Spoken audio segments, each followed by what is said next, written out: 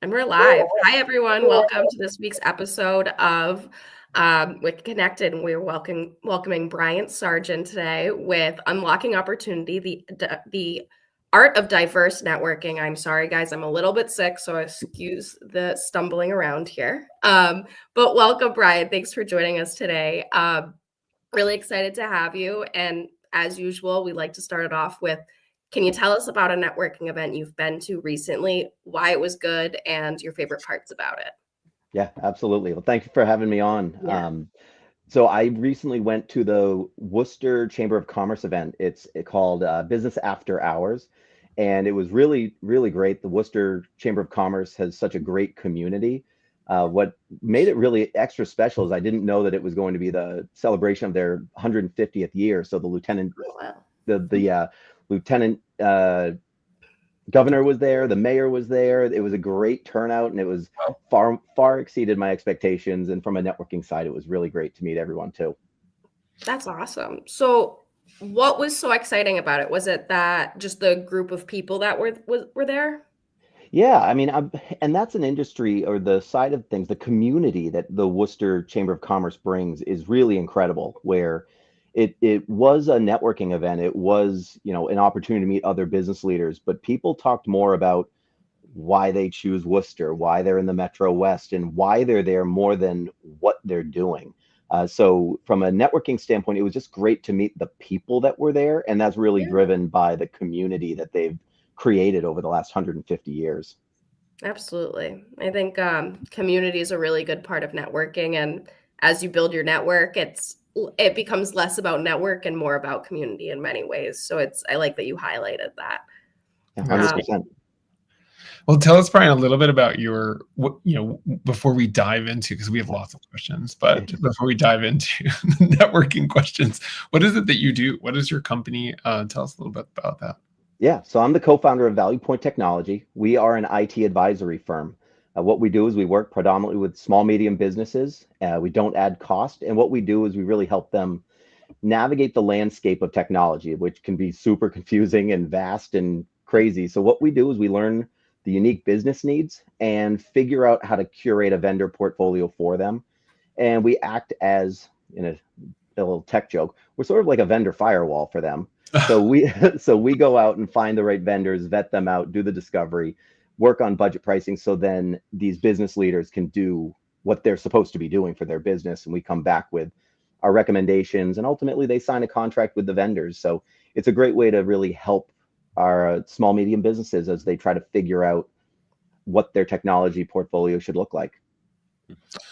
Got it. And so I'm fascinated because I know you and Amelia had a conversation about this, but we have not had a conversation about this.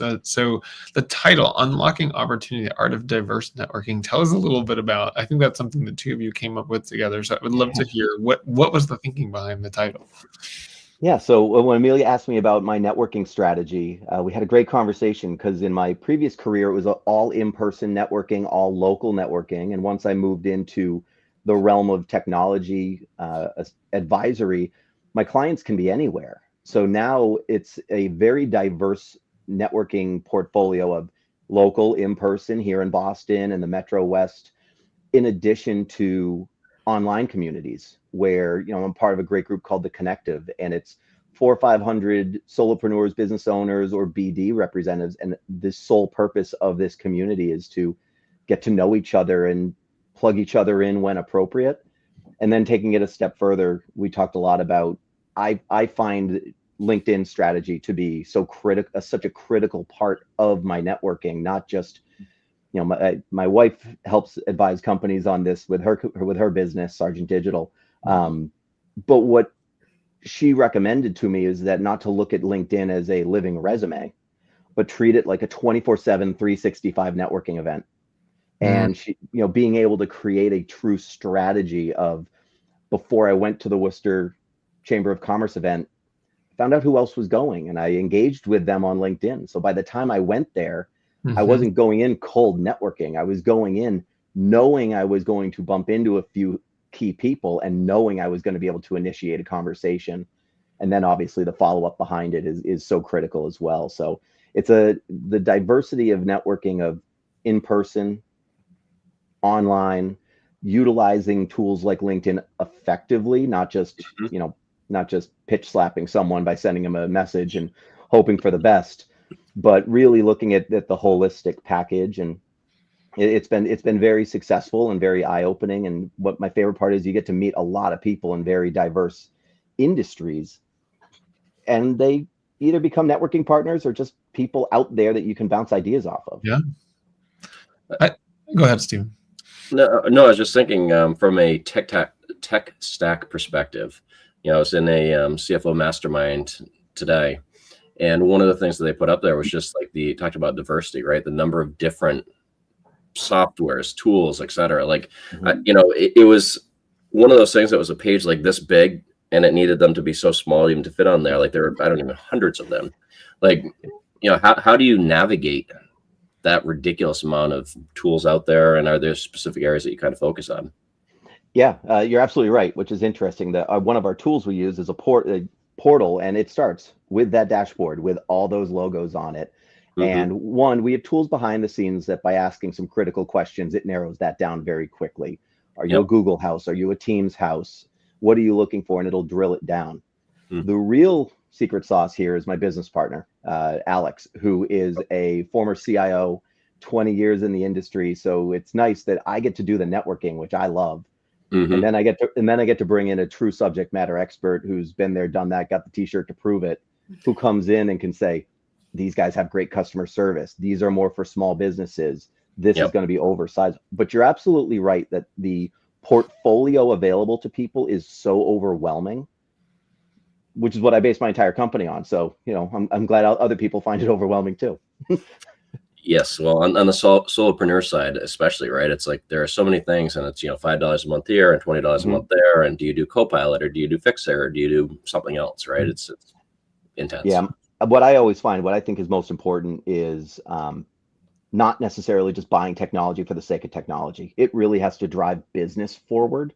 Because if you're just buying things, you're wasting money. So it's so important. And I love looking at business drivers and what's going to move the ball forward and not have technology get in the way. Yep. That makes sense. I'd love to jump back to what you were talking about LinkedIn, and I think this is a really fascinating point. Actually, it's funny.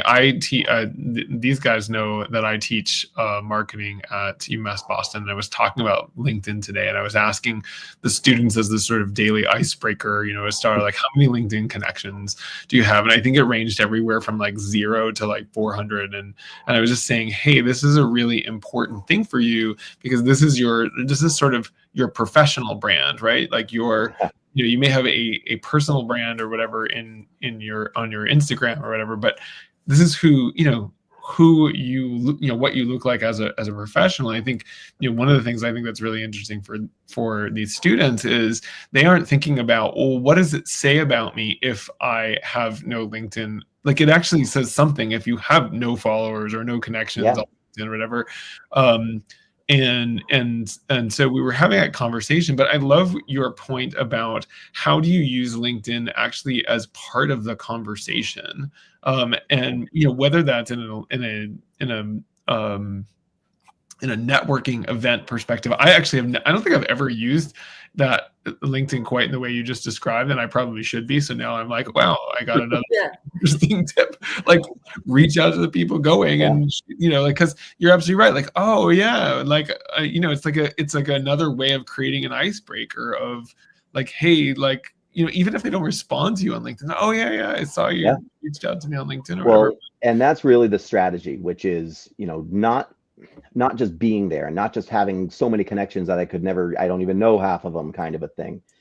It's an art that, it's an art that if you have the right person in your corner coaching you to say, how do I stay top of mind with my clients? How do I become omnipresent with the people that I'm trying to target, where when they meet me, they say, oh yeah, I think I saw something. And the crazy part about LinkedIn is that I think it's less than 2% of the over billion people that are on it create any content. Right. So you have this wonderful balance of how do you deal with the lurkers, the content creators? What do you do within that it's the most powerful social, B2B social networking tool we have. And so many people answer their use of questions just like you did, Jeff, which is, I know I need to do more. I know I need to and then we all go back to our normal day and we don't. Well, and So I think, so go ahead, Amelia. I just had one question. Like, if you were to give somebody one piece of advice on how to best utilize LinkedIn, obviously the sharing of the events, but is there anything else that you would say, like, if you aren't doing anything else on LinkedIn, do this one thing? What would it be? Engage with the people you want to target. Okay. Click like on their stuff, comment on what they put out there, follow their corporate page, and add your own insights. Because, so many companies out there advertise themselves as thought leaders or, innovators, and there's no better way to show you're a thought leader by sharing your thoughts.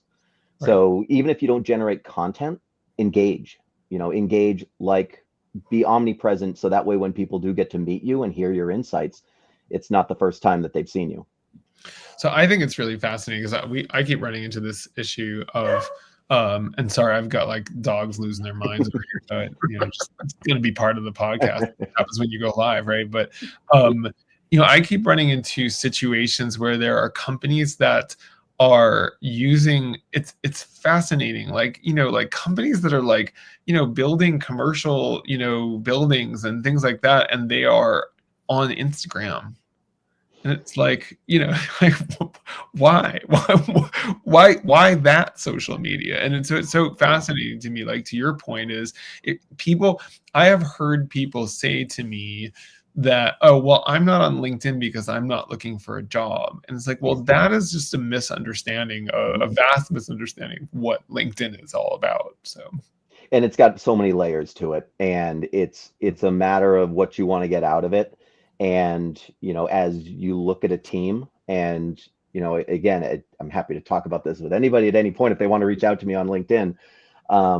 It's all about what you get your team to do. Or if you're the networking person, it doesn't matter as much what your company's producing, because much like networking in general, your personal LinkedIn page will outperform any corporate page there is out there.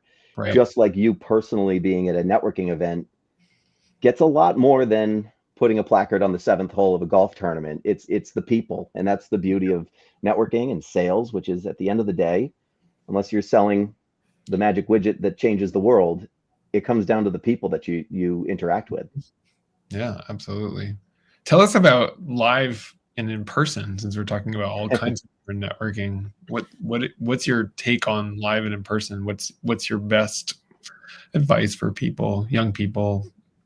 Yeah, there's nothing better than it. It's my favorite. I love it. Amelia and I were talking about this, that we both have similar strategies. That I think the key is quality over quantity. Mm-hmm. Go to the events, and if you set yourself a goal of meeting 2 new people, you don't have to meet 40. You don't, like, if you can go and make 1 or 2 meaningful connections at an event. And I'm not saying, do your quick elevator pitch and maybe get a lead out of it. It's usually just finding someone that you'd love to add to your network. You connect with them as a person. If you meet 2 or 3 people, you don't have to be the last one out of the room trying to meet every single person in the room. Set a realistic goal, and when you achieve it, pat yourself on the back and you can go home. Yeah. I don't think, Stephen, do you agree with that? Do you ever go home? No. I usually meet up with the interesting people at the for coffee or for lunch or at the bar afterwards, depending on the timing of the event. No, well, that's even better. But no, I do agree with that from a quality over quantity though perspective. Like, that's something that I definitely espouse, and I like what you said there as far as looking at the list before you go. I know Jeff and I are both part of the Charles River Chamber, and that is one of the features that's available to us. Which sometimes I will actually do a pre-connect on LinkedIn if it makes sense. But some of the companies, right, if there's like 5 people from the same company, I haven't heard of that before, I'll check out the company, figure out what they do. Is that something that makes sense? Can I add value? Could they add value? Those sort of things. So, but yeah, quality over quantity for sure. How about one-on-one calls, like coffees? Are you a big one-on-one networker? I am. Usually if I'm able to connect with someone, whether it be through any number of networking channels, the number one goal is to, let's say you're at a live event. For me, my number one goal is to set something up outside of that event, to get coffee, to get lunch, whatever it is, because, I think the other part that is critical about an in-person networking event or almost any networking opportunity is that that person wants to also network with more people than just you. So Yeah. if I just sit there and turn this into my magic one-on-one time with you for an hour and a half, I'm ruining that networking experience for them as well. So once the connection's made, we realize that it's worth a conversation. It's immediately, let's get together, let's get coffee, one-on-one, figure it out. And Amelia and I talked about it. And it takes more than just one cup of coffee. Mhm. It's Yeah. months and months of interaction, reintroduce yourself and get comfortable with each other, because unless you have a laundry list of leads to hand out, or you want to be that person that's asking people for their tenant in the market list or whatever it is. I like meeting people and then meeting them again. And then by the time you're comfortable, the ability to hand each other opportunities is just almost an afterthought. It's easy.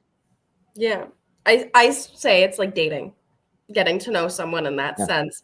But Yeah. I want to actually give Bryan props. One thing he does really good leading up to one-on-ones. So we had our first one-on-one, got to know each other's businesses, what we do, who makes good referral partners, who's our ideal client. But our second meeting, which I'm trying to implement as well, Bryan actually went through my LinkedIn, again using LinkedIn, and emailed me beforehand and said, hey, these are a few people who I think would be great clients for me. Do you happen to know them? And let's discuss it on our call. So he's setting an agenda for that next call and also creating a productive conversation. So now I can look at my LinkedIn and say, oh, maybe I don't know those people that great to make an introduction for him, but now I know exactly the type of client that he's looking for, because at one point I was probably prospecting those people too, and that's why we're connected. Yeah. Yeah, it's interesting. I was actually at a BNI meeting the other day, and there was a similar thing where basically somebody had a handout, and it was, I think, covering a lot of those points, right? The person basically said, hey, I don't know who in this room is connected to these people, but there's definitely a theme among the nature of those folks on that list, right? And there's probably 15 people on the list.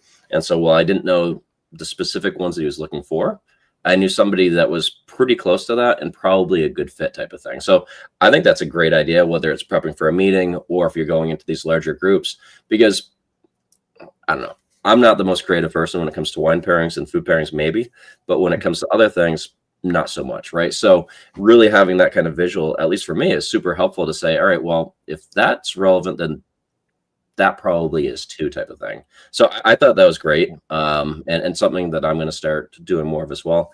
I know, Amelia, I know I still have some connections for you, but It's but busy season, I get it. He's so busy making connections that that you can tap into later. But that's part of networking as well. I think it's so important that you have so many people out there like you, Stephen, who are super connectors.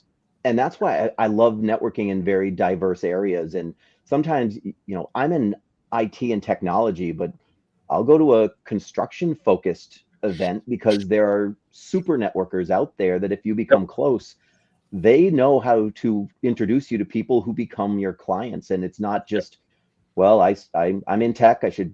There really are no tech networking events because most IT people don't want to go out.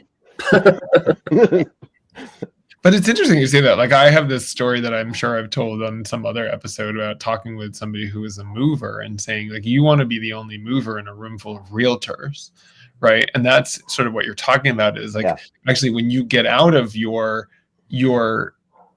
the people that you essentially compete with, right, who are good, by the way, I think people you compete with are perfectly good networking partners. You never know, like you may think you're competing with them, but you may have some opportunities to share with each other. But it's also interesting, to your point, to get away from the people that do the exact same thing that you do, because if you can be the only mover in a room full of realtors, you actually have an advantage over all these other people who are essentially at a social event. You are at a networking event. Yeah, it's always a networking event. I have a friend in a completely different industry, and he does a lot of networking within country clubs. And he just goes to these country club head pros, general manager social meetings, and the amount of business he gets from country clubs is impressive. And it's, again, you're the only mover in the room at that point. And that's the thing. There's so many different opportunities. And if you can find a way to be the only person that does what you do, or the first person. You kind of get that first mover advantage when you're the first one in there. It makes a huge difference, and it's more fun too. I mean, I definitely know that in my younger days, and I know a lot of people who you stick to one networking group, and you go to that one networking group and you're told you're the person in charge of this one group, and it gets stagnant, it gets stale, and the joy of it goes away a little bit, and that's not when you get your best effort. Jeff, you're on mute. Yeah. Sorry, I'm on mute because of the dogs, and Okay. it's like they're just losing their minds down there. So we often ask people, how did you get started?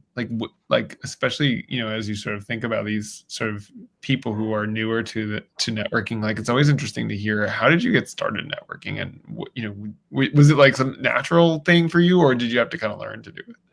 I would say I got into it out of necessity. I came right out of school, went to Bryan University, and got right into sales. And the industry that I got in at first, and then had a great career in, required networking, business development. And this was, long enough ago that I think LinkedIn was fairly new.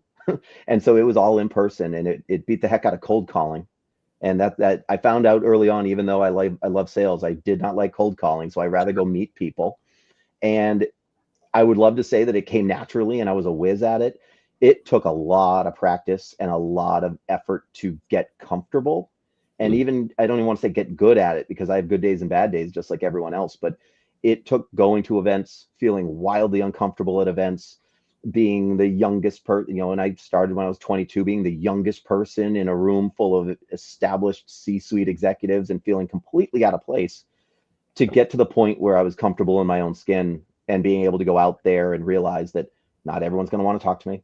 I'm going to make good connections. I'm going to do what I do for networking and have my system. And it for anyone that thinks that it just comes easy and that people are naturally gifted talkers or gifted networkers, even the most gifted networker, I guarantee, is uncomfortable at some point in every event that they go to. Oh, absolutely. Yeah, I mean, I will say I was on a call earlier this evening, and I was like, or I don't know, this afternoon, I guess it's not evening yet, but like, there's actually somebody who I'd met once before, and I had forgotten that it was kind of a weird, awkward conversation. The first time it was a weird, awkward conversation. The second time, and I'm sitting there like, you know what? I know that I have perfectly good conversations with people who I have never met in my life before. And so when the conversation goes weird, I don't know whether it was them, I don't know if it was the chemistry, but I've learned to not sort of, take it personally. I'm just like, oh, well, I guess that was a crappy meeting. There's another 8 billion people to go talk to, whatever. But to me, it was like I have to remind myself, I'm like, listen, I know I can have a conversation with people. I know I have good conversations with people. So when it's not clicking, who knows? But it's not because I'm not good at this. But I think a lot of people fear, like they're so afraid that it's going to go badly, that when it does go badly, they are sort of assuming, well, it must be me. Well, it could be them, right? It would be great to get in a room and hear the stories of just utter failure from people who you think are perfect. I mean, I know I had a situation. I went to an event. I was in my late 20s, and I walked into the room. I tried to say hi to someone, and he totally brushed me off, and immediately I felt uncomfortable. For whatever reason, I was uncomfortable in my own skin. I felt like I didn't want to be there, and I left. I just left because I realized that I know what I'm doing, but I was in a situation where I was not going to enjoy this. I wasn't going to get the most out of it, and it was probably going to set me back more than it was going to set me back psychologically, more than it was going to gain me a couple contacts. Yep. And I was just like, chalk it up to a bad day. I remember I called my wife and I said, I'm coming home early because that wasn't where I wanted to be. And sometimes it just doesn't go your way. No, I think that's right. I think that's great advice too. Like just knowing if you're not in a headspace, sometimes it is better to stay home or leave early. Yeah. Right. I mean, you got to, obviously, if you show up and you're the guest of someone, you got to hang out, you got to dance with the person that brought you for a while. But yeah, I mean, there's an appropriate way to excuse yourself or not go. I mean, you got to get, again, quality over quantity. And if you can give it your best, go for it. But, you're not going to help anyone. You're not going to be your best self and put yourself forward to people in the best light if you're not in the right headspace. I Yeah, know. and I think part of the question is, right, can you put yourself in that headspace? Because sometimes, right, you're just having a bad day. It's like you can pump yourself up. And I Yeah. think we talked about this in one of the other sessions, right? Flip the switch. Mhm. Essentially, sometimes that works. But other times you also have to know yourself, right? And if you have something like that, you just have to take it and say, you know what, it happens, and then move on, and hey, the next one's going to be better, type of thing. And I would say for a lot of people who it's not natural. Like I love business development. I love networking. I could do it all day, every day, and that's my sickness, so to speak. But a lot of people who have to do business development, or they're doing it for their own company and their skill set's not naturally BD. My advice there is don't feel like you have to do it every day. Right. Do a little bit, do as much as you can tolerate, and then realize, give yourself a breath. Go back to what you love and realize that for some people, business development, networking is a necessary evil and has to be doled out in rations. Yeah. Absolutely. And I hate doing this, but it is that time where and I'm stealing Jeff's job of taking it for the day. Yes, and I hate doing it, but it's so what we like to do to wrap up the podcast, as everyone who listens knows, and we've already talked about, is talking about some events that we're going to this coming week. So Bryan, is there anything coming up any events that are coming up that you're excited to attend? Yeah, there's two coming up in very short order from the Metro West Life Science Network. There's one on Wednesday, which is one of my favorite. It's just an informal brew your network, get a cup of coffee, learn some new people. And then the following week, the same organization is doing a speed networking roundtable that if you haven't been to it, you get to bounce around, choose which table you go to, and it's almost like having 4 tiny panel discussions with different people in different aspects. It's a great event, great way to meet people. So anything Metro West Life Science Network has been a great organization, great people, and really good networking as well. Yeah, I love them all over there. They're awesome. Cool. Does anyone want to go next? Sure, I'll jump in. Before I jump in, Bryan, if people want to connect with you, what's the best place to connect with you? Much like our conversation, LinkedIn. Find me on LinkedIn, connect with me, shoot me a line. I definitely love responding to messages, so I'm not going to ghost you if you drop me a line. Awesome. Excellent. So for me, I actually have a couple of events that I'm going to this week. There's the Charles River Chamber Winter Celebration. And there's another event for the University of Rochester. But the one that I'm most excited about is once a month, there is a New England Podcasters Meetup. And it is this Saturday. So I'm excited to go to that because... Where was our invite, Jeff? Yeah, you are all invited. I can tell you all about it. Now we get it, Amelia, right? I just sort of stumbled on this group, but it was kind of a cool thing to stumble on, and a nice group of people. So awesome. Very, very cool. Actually, I will be missing the one, Jeff, so I won't see you on the what is it, the 5th, right? I think is the Charles River.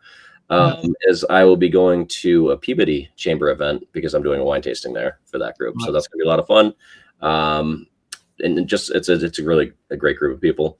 And then later in the week, I will actually be at the AGC Massachusetts, so the Associated General Contractors of Mass, where we're actually doing a panel with my other company, so not Stephen Uncorked, so with Fire Stable Insulation Company, so a lot of GCs and those sort of folks, which will be a lot of fun. And then I might actually see you, Bryan. Funny enough, before we started, we were having a little conversation, and it's like, I know that I've seen Bryan before, and it turns out that it was actually the Metro West. So if that works, then there's a good chance that I'll see you there again as well on Wednesday. Good. Excellent. And we can talk about wine. Absolutely.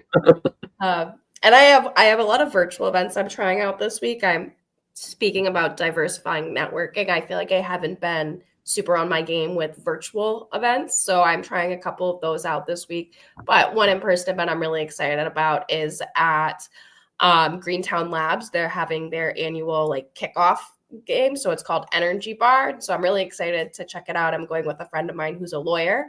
And she does a lot of work in the startup space, and so do I. So I'm really excited to kind of see what new companies we see and see who we meet as well. Cool. Awesome. Well, this was amazing conversation, Bryan. Thank you so much. Yeah, I think it was like in the first 5 seconds, I'd already learned something new. So really appreciate it. And thanks for being on. Yeah, Thank you for having me. This was great. Yeah, All right. thank you. Take care, everyone. Awesome. See you next week.